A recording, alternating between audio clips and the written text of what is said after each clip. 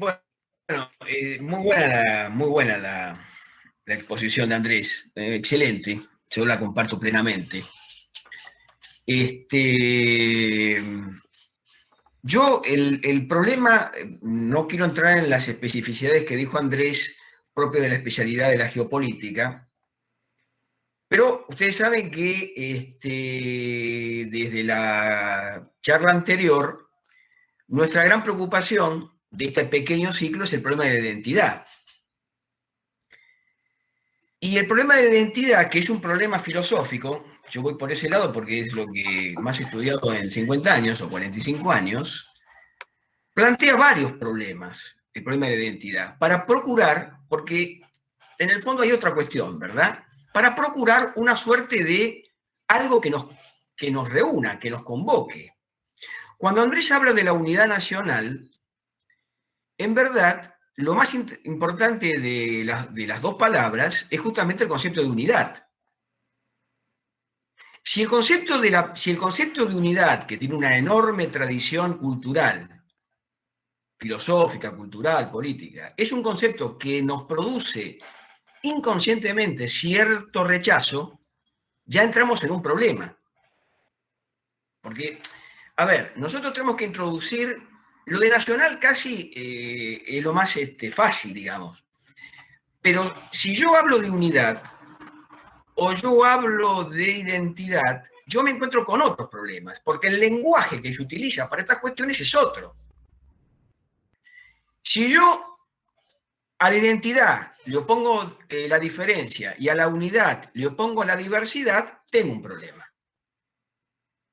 Tengo un problema.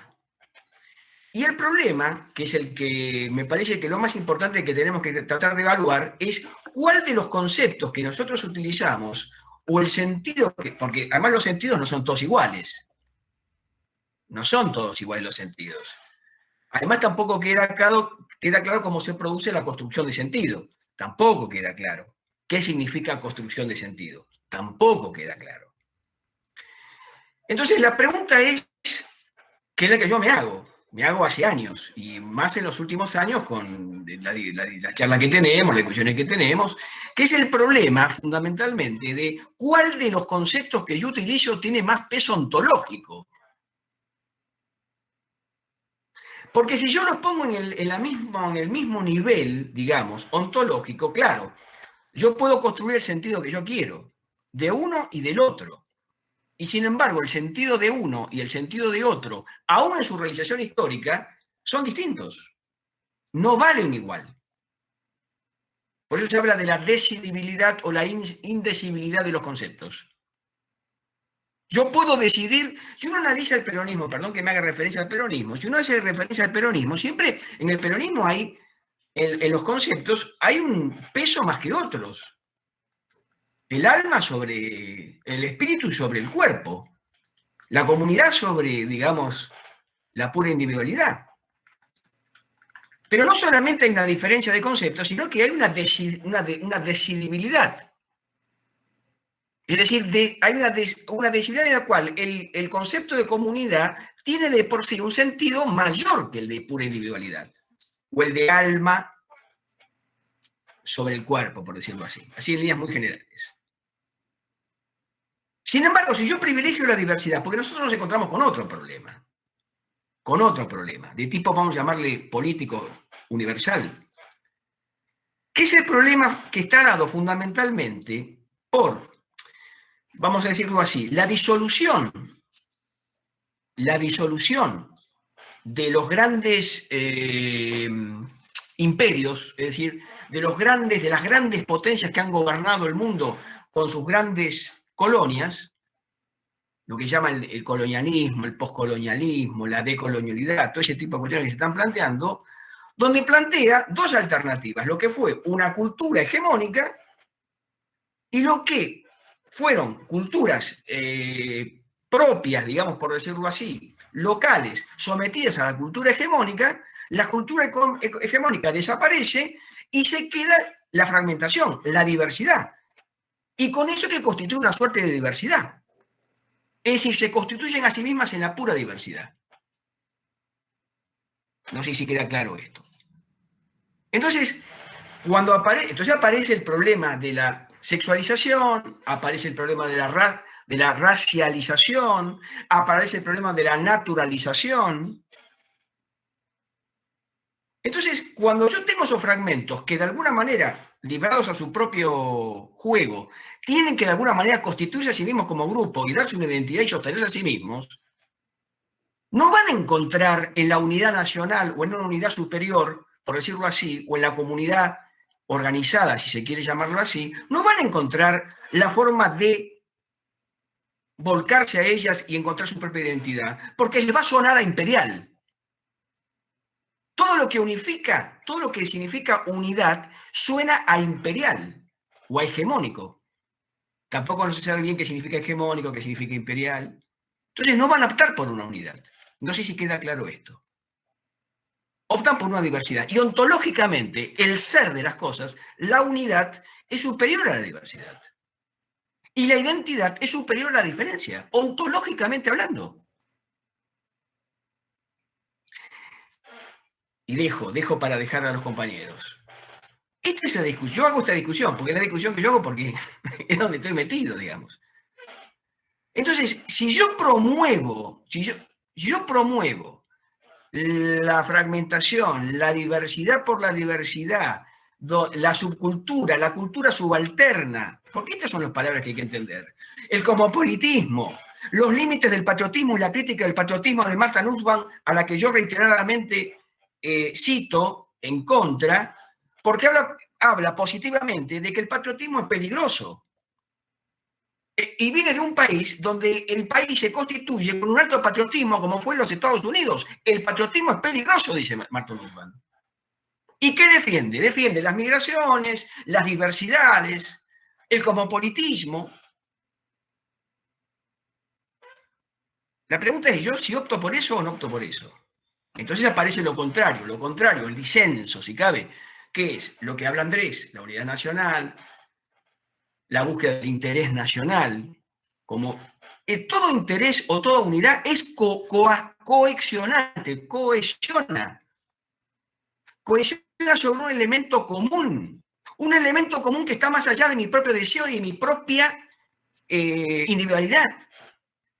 Si no comprendo estas cuestiones, va a ser muy difícil aspirar a lo que Andrés muy bien acaba de exponer. Por eso también la batalla es conceptual filosófica.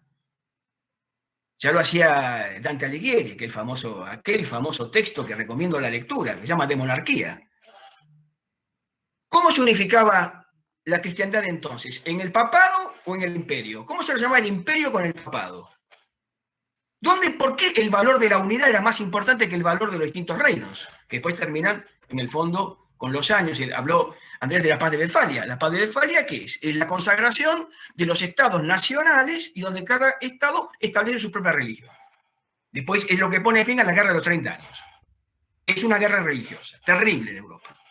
1618-1648. Y la Europa moderna, de alguna manera, le debe a la paz de Westfalia parte de lo que es ahora, pero no dejó de ser imperial. Porque aún los estados nacionales fueron imperiales. El imperio británico, el imperio francés, el imperio ruso, el imperio otomano, el imperio británico. Es decir, la unidad. Siempre la búsqueda de la unidad. El proyecto de paz perpetua de Kant. Entonces, el juego está acá, y con esto corto, prometo corto. Unidad, diversidad, identidad, diferencia. ¿Cómo manejo esos conceptos? ¿Y cómo logramos con esos conceptos que son filosóficos aspirar a lo que Andrés muy bien nos propuso hoy en su charla? Dice que yo tampoco tengo respuesta. ¿Cómo hacemos?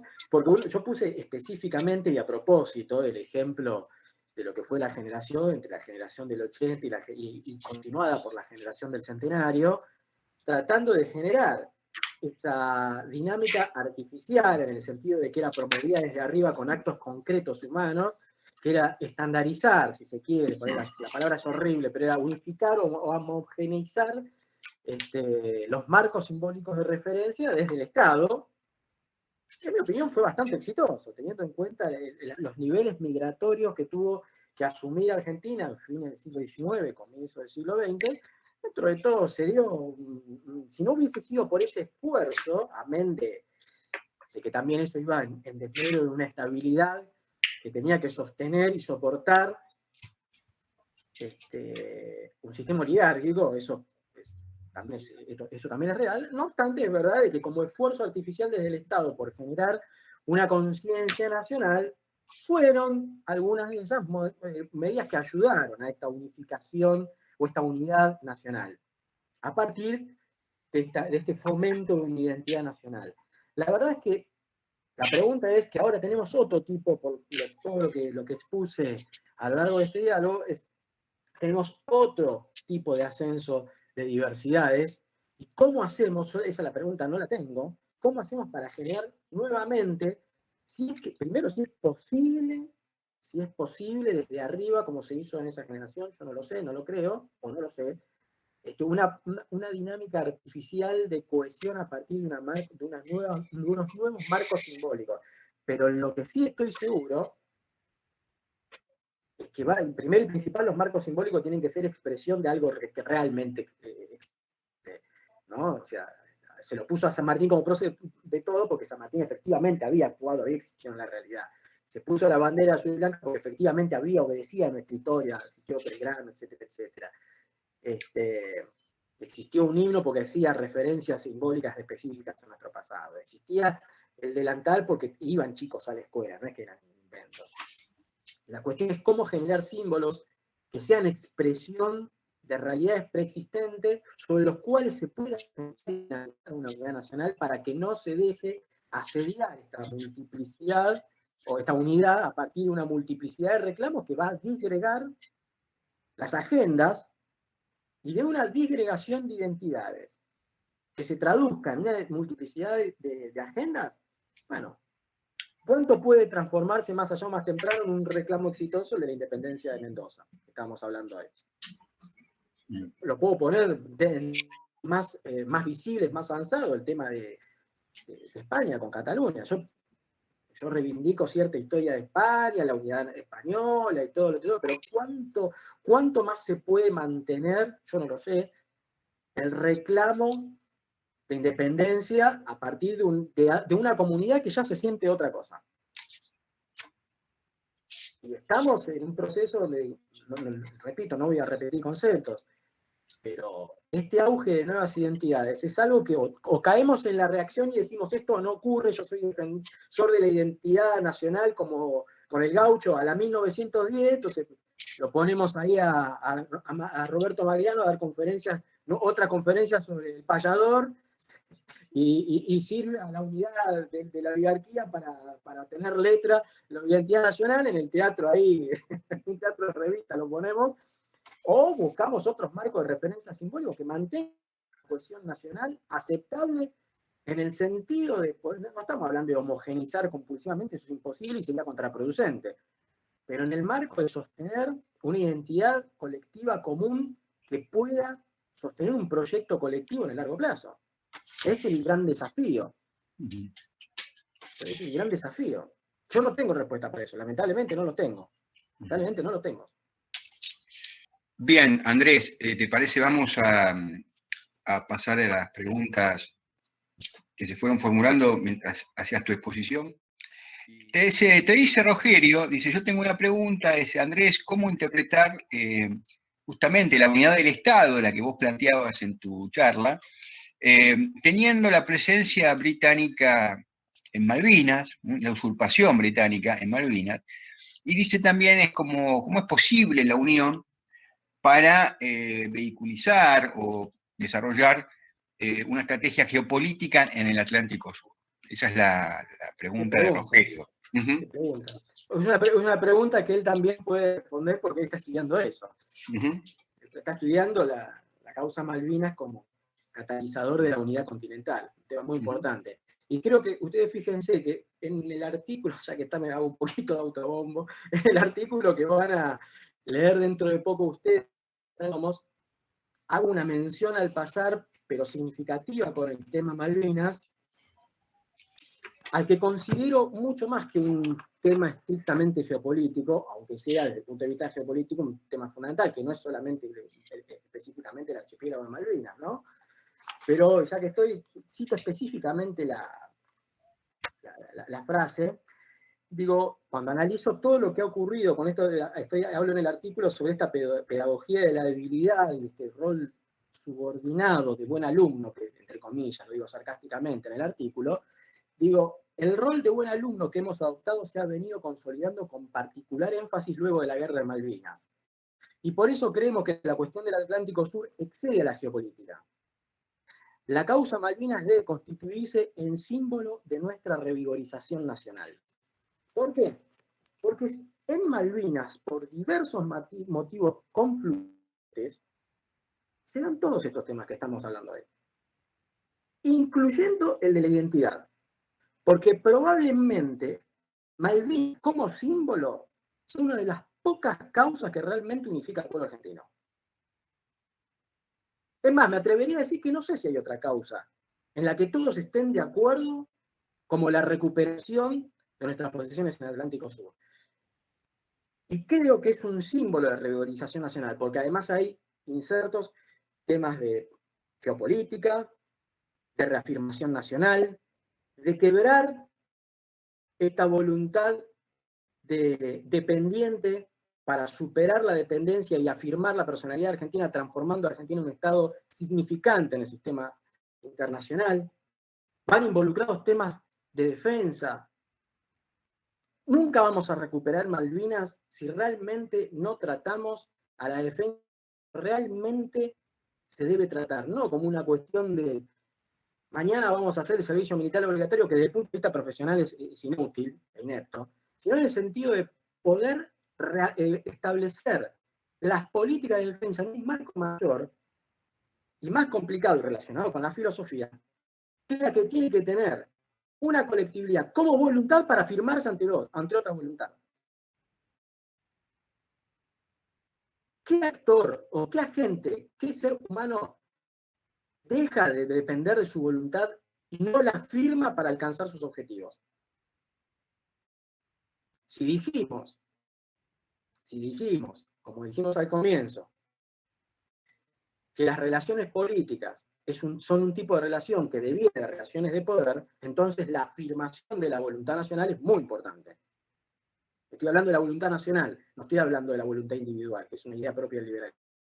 De la voluntad y la autonomía individual, no estoy hablando de eso. Estoy hablando de la voluntad y la personalidad nacional. Puede ser significante un autor incapaz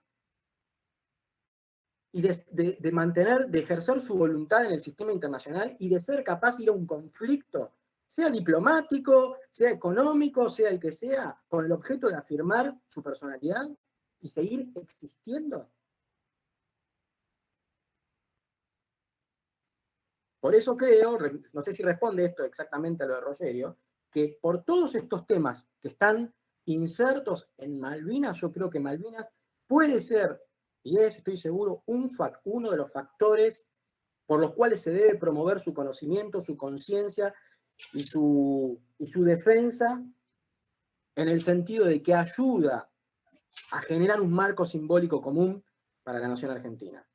Porque detrás de Malvinas está la racionalidad nacional y de la voluntad nacional. Si no tenemos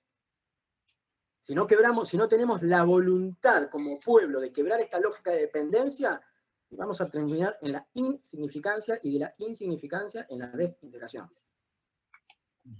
Entonces, por eso digo que Malvinas tiene que ser un símbolo de revigorización nacional. La bienvenida a Hugo, como siempre, y aquí una reflexión de Hugo, la vamos a compartir ahora mientras recibimos a otro compañero. Dice, pienso que el problema principal es que no hay nada en el horizonte directivo. Y pienso que esa es la tarea principal a la que debemos dedicar nuestros esfuerzos. Cada una de las generaciones históricas que constituyeron nuestra identidad, se tuvieron también que enfrentar a proyectos globalizadores y lo resolvieron convocando al pueblo para resolverlo. cada uno de los grandes personalidades de la historia constituyeron un grupo primario y de allí encararon la tarea. Y dice Hugo, complementando este primer comentario, ¿no? Concluyéndolo, para San Martín fueron los granaderos, para Rosas fueron los colorados del monte, para Perón el GOU. Creo que deberíamos imitarlos. Bueno, en algún momento hablamos de que se había dinamizado y se había podido fomentar, prefiero la palabra fomentar o dinamizar antes que construir, porque hoy construir tiene otro significado aplicado a la identidad. Yo creo que el poder se puede construir, la identidad es algo más complicado, pero bueno, hubo estas acciones deliberadas y artificiales de las élites argentinas con objeto de generar una conciencia nacional y una identidad nacional, provinieron de un esfuerzo de minorías también, claro, donde no obstante se apelaba había el sujeto destinatario de estos esfuerzos era el pueblo argentino, o para tratar de constituir un pueblo como una comunidad de destino. Sí, claro, lo que pasa es que uno escucha los ejemplos que menciona Melgarejo y ve la actualidad y no parecemos estar ni por lejos cerca, por lo cual es otra de las cosas que complejiza nuestros deseos de que pueda existir una posibilidad concreta a la hora de generar estos marcos de referencia simbólicos comunes para la identidad colectiva. Si nuestras clases dirigentes siguen adoptando esta transferencia ideológica, porque yo a propósito utilicé esta expresión, estos proyectos políticos, estos paradigmas y estos conceptos que son impuestos, que son meras transferencias ideológicas, y va a ser muy difícil constituir un destino común. Yo creo que por eso dije que hay que cambiar de lógica. Y eventualmente, probablemente, ese cambio de lógica conlleve un cambio total o parcial, pero ampliado, de las dirigencias políticas. Evidentemente, esto es mi humilde opinión, no creo que las dirigencias políticas post-Malvinas hayan estado a la altura de una comprensión cabal de lo que implica la defensa del interés nacional, y así es como pasamos, ¿no? Por poner un ejemplo, de 5% de su ocupación a ¿cuánto? Hoy ya ni sé cuánto es el porcentaje, por poner un número concreto, ¿no? Creo que sí, coincido con las palabras de Hugo, pero lamentablemente no avisoro nada en el horizonte cercano a los ejemplos que menciona. Jonathan Watson, desde México, tiene 3 cuestiones para proponerte. Andrés dice, ¿cuál es tu lectura de los acontecimientos de la hidrovía? Luego, a continuación, dice, ¿qué lectura haces del proyecto identitario del actual gobierno? Y el tercer punto que plantea Jonathan Watson, dice, ¿qué rol le das al movimiento peronista en el tema de la identidad en la actualidad? Dice que escribía eso mientras lo estaba escuchando a Roberto dando su opinión, ¿no? Bien, hidrovía, proyecto identitario del actual gobierno y rol del movimiento peronista en relación al tema de la identidad en la actualidad. Esas son las 3 propuestas de... Bueno, con el tema de la hidrovía desconozco los detalles técnicos de la cuestión. Sé que lo que está en cuestionamiento es si actualizar o no la licitación para las tareas de dragado y balizamiento de lo que se conoce como hidrovía, pero lo que hay detrás de eso, el reclamo de fondo, me parece a mí, es el tema del ejercicio y la presencia del Estado con objeto de una defensa concreta en términos materiales del interés nacional, como es lo que se roban, lo que se contrabandea a través de esa famosa hidrovía. El tema de fondo me parece a mí que lo que se está viendo, que cuando hay mucho movimiento en el avispero político, a veces cuesta analizar más allá de los discursos cuáles son las verdaderas intenciones. Yo creo que lo que hay detrás de todo esto es el problema no tanto de la licitación sí o no de la empresa belga que tiene a cargo, que es la empresa más importante del mundo en cuanto a dragado y balizamiento fluvial, si tiene que seguir o no con esa licitación, sino si el Estado argentino va a hacer control o no de lo que se contrabandea y de lo que se transporta en términos de droga. ¿Ustedes qué creen? ¿Que Rosario se volvió un nicho de violencia con respecto al narcotráfico porque la llevan por ahí de la cocaína? No. Hay un término, hay una cuestión de fondo en cuanto, no solo en cuanto a lo material económico, que es muy importante porque por el Paraná viaja el 80% de las exportaciones argentinas, si no estoy errado con los números, pero también en términos sociales. Realmente hay presencia. Yo creo que lo que se está debatiendo ahí en realidad es eso.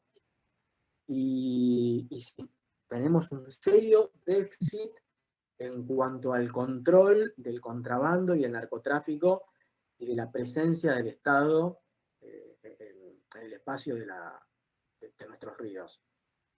Creo que eso es lo que hay de fondo. Lo digo para ponerlo encuadrarlo a que está escribiendo desde México y tratar de darle el panorama más objetivo e imparcial posible. Después, en cuanto al actual gobierno, bueno, el gobierno adhiere con el actual gobierno, encabezado por Alberto Fernández, adhiere a este tema de pontificar esta agenda de la diversidad y de las minorías,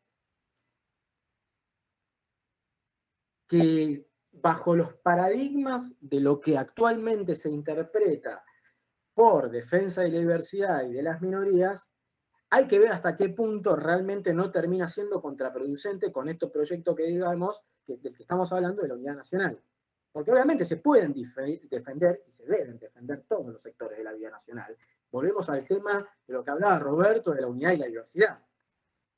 El tema acá no se trata de, en mi opinión, no se trata de por eso en un momento hablé de que la unidad no puede ser compulsiva porque termina en algo reaccionario con respecto a cierta diversidad territorial, sea el tipo de diversidad que sea, territorial, cultural, regional, económica o identitaria. Si prevalece este tipo de diversidad en la agenda, por eso hablé de que cómo pugnan estos sectores unos con otros cuando la política y el interés nacional deberían estar unificados, o si prevalece la agenda de minorías, aún cuando esto sea contraproducente para alcanzar el interés nacional. Y la verdad es que teniendo en cuenta de que hay bastante progresismo en el actual gobierno, a los que creen que, a los que perciben el tema identitario en términos estrictamente ideológicos, donde cosas como la unidad nacional es algo reaccionario del pasado, donde no se puede ni hablar de la defensa nacional, porque es cosa de milicos. Si prevalece este criterio progresista de interpretación de lo que es una minoría, bueno, y creo que lamentablemente es muy fuerte en el actual gobierno, bueno, vamos a estar en problemas. Porque esto va a contramano exactamente lo que estamos pidiendo, es que los diversos sectores de la existencia nacional puedan coexistir y convivir a partir de marcos de referencia común para unificar la política doméstica y exterior. Y con respecto al rol del peronismo, el problema que le tenemos que explicar acá al amigo, al compatriota de la patria grande mexicano, es que el peronismo está muy complicado en la actualidad. Ahí me metió en un brete, porque es complicado cómo hago.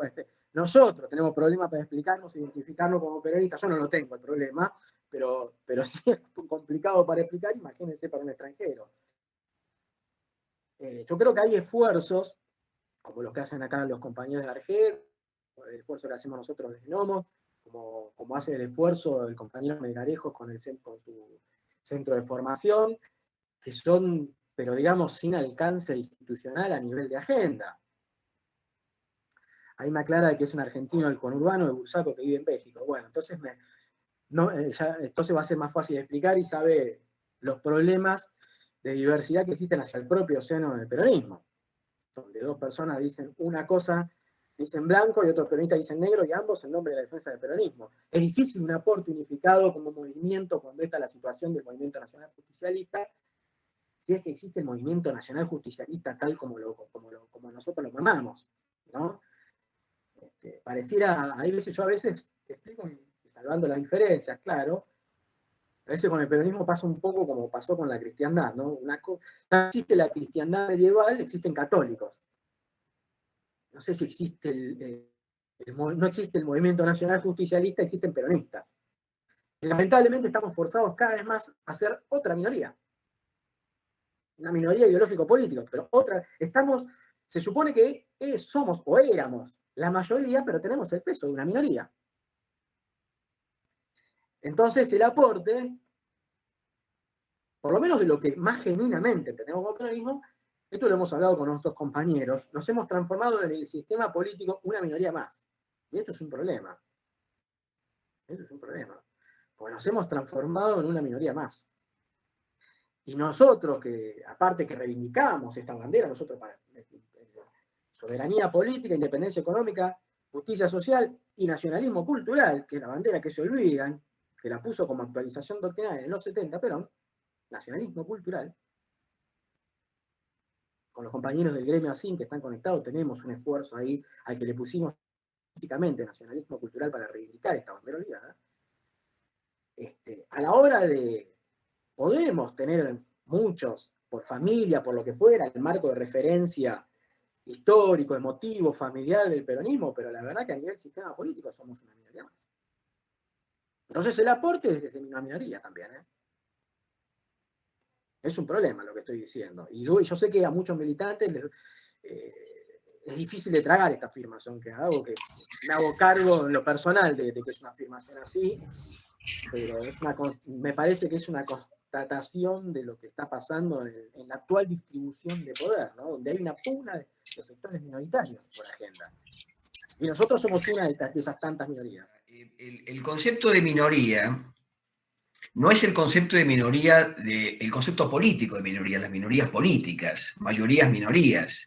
Es más profundo todavía y más grave. Claro. Lo digo en términos de marco de referencia, por eso hablé de marco de referencia simbólico Lo que pasa es que uno tiene como peronista, pero en realidad somos, no tiene nada que ver con la cuestión de los votos ni nada. Somos claro, otra minoría. ni siquiera con las grandes mayorías políticas y las minorías que en general podían convivir, vamos a decirlo así. Claro. Somos otra minoría identitaria. Claro, pero es una minoría, claro. Pero el problema que tiene concurrente al sistema político, ¿no? El problema que tiene la minoría identitaria, como vos te referís, es que se sostiene a sí misma. Porque toda posibilidad de unificación o de pensar en un elemento más alto es refractario justamente a su propia situación de identidad. Porque nace desde una oposición entre lo que se planteó como superior y ellos como planteo, digamos, subalterno. Es decir, las minorías actuales, la reivindicación de las minorías actuales, a diferencia de las minorías políticas, se plantean como subalternas. Entonces, si se plantean como subalternas y hacen de lo subalterno el elemento identitario de por sí que se sostiene a sí mismo, cualquier elemento unificador que tiende a ser superior, hasta el concepto de bien común, si vos querés, que es el concepto más clásico y más fuerte, resulta oponente, se oponen, es decir, constituye su propia identidad en la oposición al elemento superior, que es el elemento de la unidad, por la unidad como valor ontológico. Es decir, por eso es muy importante que vos hablás de la diversidad. No es el problema de la diversidad. Por supuesto que hay una diversidad, como hay una diversidad biológica, que no se respeta, justamente, se opone a la diversidad. Uno de los elementos que se ataca es la diversidad biológica, es decir, la diversidad que se tiene que respetar es la que más se ataca. Pero el problema es cuál es el sustento metafísico, filosófico, ideológico, como lo quieras llamar, que sostiene esa suerte de diversidad, por el cual se torna imposible sostenerla o vincularla con un elemento unificador. El elemento unificador lo que tiende es a integrar. En cambio, la diversidad actual tiende a oponer, porque es una dialéctica de oposición. Entonces, en una dialéctica de oposición está fregado. Por eso el esfuerzo que hacemos nosotros con los compañeros de entender esta lógica, de entender esta estructura. No es una cualquier diversidad, es una diversidad que vale en tanto se opone a un elemento unificador. Porque el elemento unificador le recuerda, si quieren, no sé, al elemento hegemónico, al elemento imperial, o como se le quiera llamar. Por eso se va a estar en contra de la unidad nacional, de la cultura nacional, de la identidad nacional. Porque volvemos con lo mismo, digamos. Y tenemos el problema de que, justamente yo a propósito utilizo el tema de que no se de minorías y mayorías en términos electorales, sino de minoría en tanto y en cuanto identidad como factor concurrente dentro de un sistema político, y que está muy relacionado con lo que yo los invito a que sigan informar, el tema con el cual insisto con que se forme, es con el proceso de autonomización que tienen las ciudades. Porque hoy uno puede tener una voluntad, pongamos por caso que una voluntad mayoritaria en cuanto a la referencia ideológica, pero si eso no se traduce dentro de las agendas políticas y en los sistemas políticos que se deciden en las ciudades, pasás a ser de una mayoría en cuanto a la cantidad de un Estado nacional que no importa, porque seguís siendo, en términos de factor concurrente político, donde se traduce políticamente una minoría ante otras. Y eso es lo que le pasa al peronismo. Nosotros podemos hacer una encuesta, todo lo que querramos. Mañana tenemos mucha plata. Gabriel Fernández Gasalla se saca la lotería, 200 millones de dólares, nos invita a todos a comer un buen asado y dice, voy a hacer una gran encuesta nacional para ver qué piensan los argentinos. Y en la parte de ideología política o referencia política, supongamos que, no sé, el 50% de la población dice que es peronista, ¿no? Y las restantes ideologías, o los más restantes, hay un 5% de conservadores, 5% de izquierdistas, 2% de anarquistas, 3% de nacionalistas, no sé qué. Pero ese 50% se traduce en función de esa representatividad en el lugar donde se deciden las cosas que son las grandes urbes. No. Ahí son todos más o menos, están todos en una misma correlación de fuerzas. Son todos minorías. Por eso puede llegar a tener hoy. ¿Por qué está el auge hace 20, 30 años de los lobbies? ¿Qué son los lobbies? Justamente, son colectividades organizadas que operan en los sistemas políticos en los lugares donde se decide políticamente. Eso ocurre, por ejemplo, en Estados Unidos, ocurre hace varios años, porque tienen muchas minorías desde hace mucho tiempo, que está el lobby armenio que opera contra las decisiones, trata de presionar senadores con políticas anti-Turquía. Está el lobby griego, que es mucho más importante de lo que la gente pasa. Bueno, acá en Argentina en un momento dado salieron los armenios porque hay una fuerte comunidad descendiente de armenios, pero hoy estamos en una situación donde una minoría, si tiene representatividad y capacidad de operatividad en una ciudad, puede condicionar hasta la política exterior en todo un país. Hoy, por ejemplo, hoy estamos viendo el problema se puede ver, este problema que está ocurriendo en Israel y los palestinos.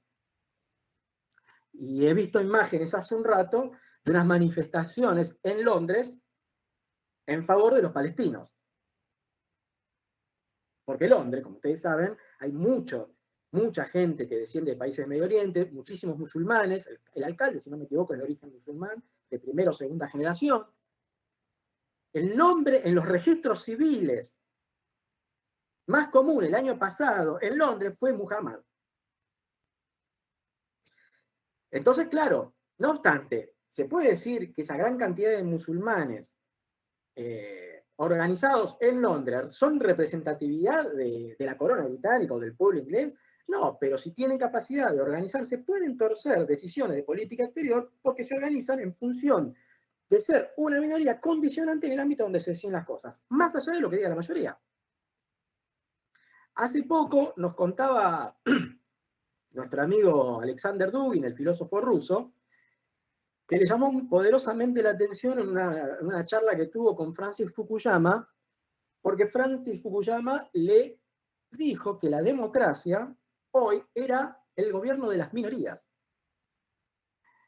Y Alexander Dugin, sorprendido, le dijo, ¿pero cómo? ¿La democracia no era el gobierno de las mayorías? No, ahora la democracia es el gobierno de las minorías. Y esto, en gran medida, por este doble proceso, que como todo proceso, primero hay que saber reconocer las cuestiones, establecer el diagnóstico y actuar en consecuencia, no negarlos. Contra la realidad se puede hacer cualquier cosa menos negarla, porque es la realidad, la única verdad, como nos enseñaba Perón. Entonces, hay que actuar de acuerdo a las dinámicas que se están produciendo y no negarlas. Si no, caemos en la reacción, como dije hace un rato. Si decimos, no, para mí no existe ninguna dinámica de nuevas identidades, no existen lobbies, no existen minorías que presionen, no existe autosuficiencia de las ciudades, somos toda la nación argentina y todos pensamos por igual. Si nos quedamos con esa mentalidad, no es malo por reaccionario, sino porque no va a servir con objeto de defender el interés nacional. Si no entendemos, primero hay que comprender para poder actuar. Primero el pensamiento y luego la acción. Hay que comprender estas dinámicas para poder mejor buscar soluciones. Y esta dinámica de hoy viene con estos dobles factores concurrentes. Ascenso de nuevas identidades, producto de los quiebres sociales que genera la globalización en términos identitarios, con autosuficiencia de las ciudades donde actúan estas minorías, que es donde principalmente actúa el proceso de globalización. Este es el proceso que hay que entender. Yo, Andrés, si me permitís hacer un comentario, salgo de un poco mi rol de moderador, de organizador, en relación a la cuestión de las ciudades, que vos muy bien apuntás, en el sentido de constituirse en el lugar de privilegio donde ciertas minorías pueden condicionar la agenda pública y direccionar los debates hacia objetivos que, como vos también muy bien señalabas, a veces tienen muy poco que ver con los intereses nacionales. Yo quería hacer una puntualización respecto a lo que vos propusiste, cuando hablabas de ciertas ciudades que por sus características culturales son ciudades cosmopolitas, ¿no? Que podrían caracterizarse como lo hace Saskia Sassen, una socióloga de origen holandés, pero que vivió muchos años en Argentina, que es un poco la autora intelectual del término ciudad global, de las ciudades globales, ¿no? Y por ahí también Renkulhas, otro urbanista, también de origen holandés. Los holandeses le dedican mucho tiempo a estos temas, ¿no? Holanda no es una ciudad, los Países Bajos son un país global. Exactamente, sí, por su origen imperial también, sabemos muy bien Aparte que... ese paradigma de que los Países Bajos, Ámsterdam, particularmente Ámsterdam, ha sido paradigma de cosmopolitismo. Exactamente, sí. Lo cual no les ha impedido también construir una nación, ¿no? A eso iba, digo. Yo entiendo las caracterizaciones de orden sociológico, al estilo de las que hace Saskia Sassen, una reflexión muy profunda. Ella trabaja con un equipo de investigadores a nivel planetario, coordina tesis de doctorado, conoce la realidad de muchísimas ciudades, y hay un análisis de tipo socioeconómico muy atendible. Y por otro lado, lo de Kulhas, ¿no? Que decía, también es otro urbanista, arquitecto urbanista, que es muy atento a la cuestión de los cambios culturales en las ciudades globales. Ahora, quería decir en relación a algunas cosas que suceden en nuestro país y en América Latina en general. Yo no creo, así como las identidades no son algo congelado y definido de una vez y para siempre, que es algo que vos también propusiste acá en la conferencia, yo entiendo que el carácter de ciudad global no hace per se a la ciudad estar condenada al divorcio del resto del Estado por su carácter de enclave. Porque a veces se confunde el carácter de ciudad global y el carácter o la naturaleza de un enclave económico, ¿no? Yo creo que mucho tiene que ver con la capacidad para articular esas ciudades primadas, o ciudades que no siempre son las ciudades capitales del Estado-Nación, ¿no? Pueden ser ciudades muy importantes, pero que tienen una importancia económica y que por eso se ligan a la economía mundial.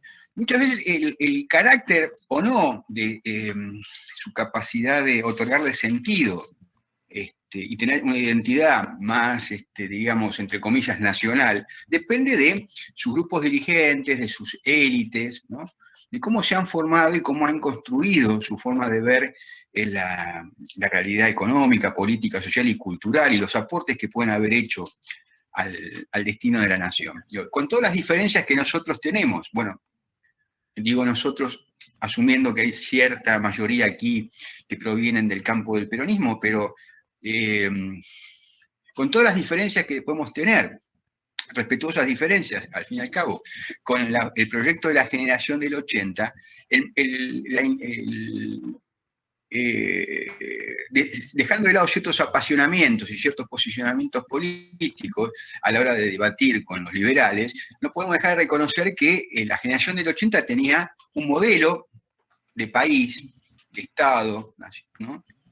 En función, obviamente, de cierta articulación de los intereses de la ciudad-puerto, que era Buenos Aires, con el mercado mundial. Pero la generación del 80 y el segundo tramo de la generación del 80, digamos, discutible en muchos aspectos, era una élite formada, ¿m?, de acuerdo a ciertos intereses que tenían que ver con el Estado Nacional, que también les interesaba conformarlo de esa manera para sus negocios y sus intereses comerciales, mercantiles, está bien. Ahora, yo no creo que esté jugado de una vez y para siempre eso, porque incluso en muchas provincias del interior, como se dice, cuando uno va a analizar las élites, tienen unos comportamientos, unos deseos frustrados muchas veces porque las condiciones materiales no lo permiten, de integración al mercado mundial totalmente alejado de cualquier proyecto nacional, que igual de los unitarios porteños, ¿no? Volviendo al tema de Mendoza Exit, ¿no? Que es muy atendible a algunas posturas. Hay otras que decididamente son propias de un unitario del interior, ¿eh? Porque unitarios había en el interior también, hay que reconocerlo, sí, claro. Y eran tal vez más feroces que los porteños, ¿no? en sus ideas y en sus métodos. Entonces, ahí creo que hay una cuestión de conformación de las élites, de la conformación de las grupos dirigentes. No me gusta utilizar la expresión clases dirigentes, digamos, que no por ser una ciudad de carácter global, como diríamos hoy, en términos de Saskia Sassen, estamos condenados a pensar que no se puede generar de ahí un sentido colectivo para la patria toda, ¿no? En apretada síntesis y dejando algunos cabos sueltos, ¿no? Pero esto era un poco lo que quería decir. Sí, se relaciona un poco con lo que, cuando los que escucharon la parte en la que hablé de atributos del poder nacional, uno de esos atributos que no es mensurable es la calidad de sus grupos dirigentes, de sus tomadores de decisión, como se suele decir en ciencia política, sus elaboradores y tomadores de decisión en el ámbito político. Tiene mucho que ver, es un factor no material del poder y tampoco mensurable, pero sí hace, como por ejemplo lo que hablé también de la voluntad nacional. Son factores que pesan, aunque podemos nombrar otros casos donde tal vez algunos estados sin grandes atributos materiales, no obstante, llegaron muy lejos precisamente por tener buenas élites dirigentes.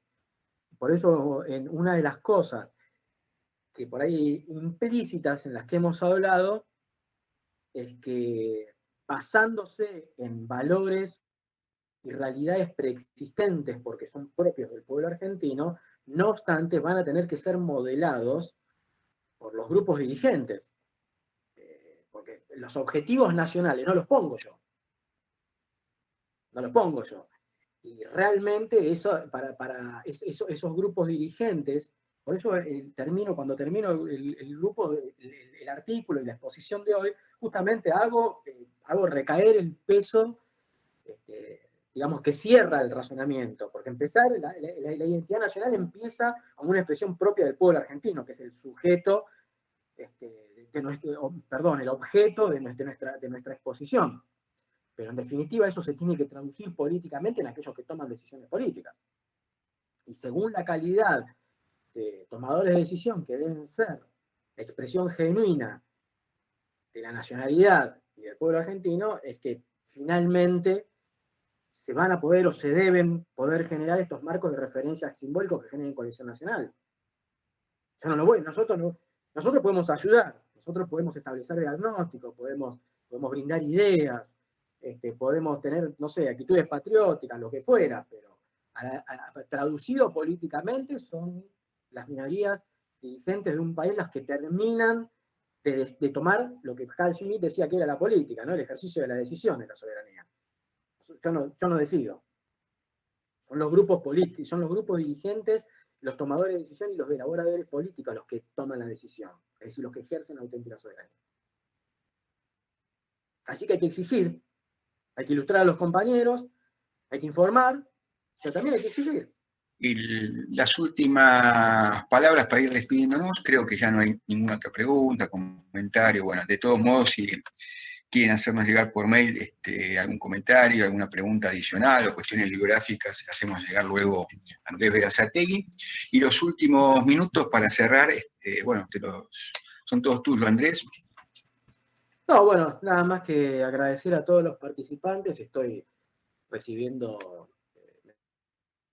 por privado, les ha gustado. Bueno, me alegra saber que les resultó interesante los temas propuestos. Y bueno, los invito a seguir las actividades de Arge21, de Nomos, tienen la página, el Facebook, distintas redes sociales. Hoy en día se googlea y se encuentran. Y bueno, y estén atentos a los que les interesó el tema de hoy, que va dentro de unos días, sale, o el fin de semana, o la semana que viene, un artículo directamente relacionado con la primera y la última parte de la exposición de hoy, aunque tengo en gatera también otro sobre la identidad, pero más adelante. No obstante, al que le interese el tema de la identidad, algo toco en algún artículo, así que visiten la página de Nomo, donde están mis artículos y los artículos de los otros compañeros, de Esteban Montenegro, de Luciano Schwiner. Bueno, hay otro que no se anima a escribir. Bueno. Así que nada más, un agradecimiento para todos y nos estamos viendo en la próxima. Bueno, muy bien. Gracias, Andrés. Gracias a todos los compañeros, compañeras que participaron en esta conferencia de hoy. Los invitamos a la próxima, el próximo martes 18 a las 19 horas, como siempre, esta cita habitual del ciclo de pensamiento y política que se va a desarrollar durante todo este mes aquí en Arge21, Escuela de Formación Política. Un abrazo fraternal a todos y nos estamos viendo. Gracias.